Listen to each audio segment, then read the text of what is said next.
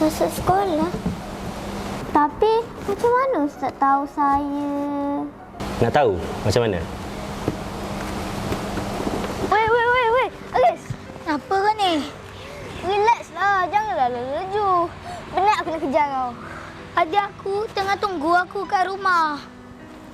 Aduh, cakap kau membaik. Hai, takkan aku nak balik seorang-seorang. Hai.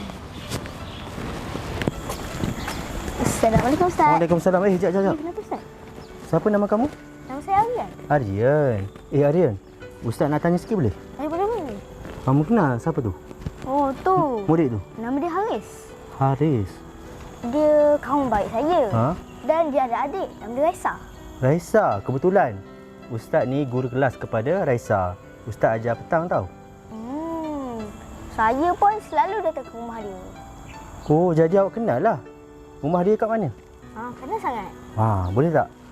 Aryan tunjuk kat mana rumah Raisa. Oh, boleh. Jom kat saya. Okey, boleh.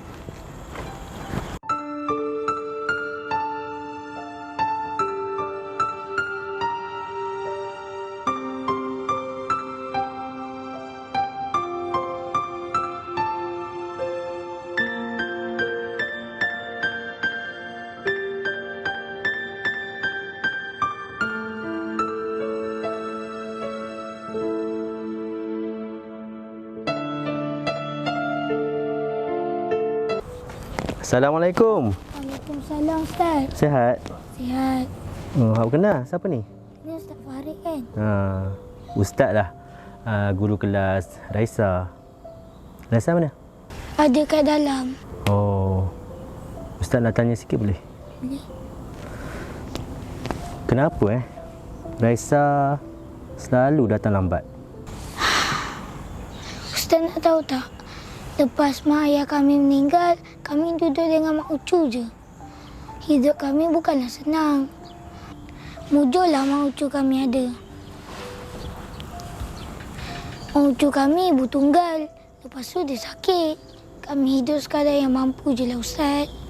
Oh, macam tu. Tapi kan, Haris tak jawab lagi persoalan Ustaz. Kenapa Raisa selalu datang lambat?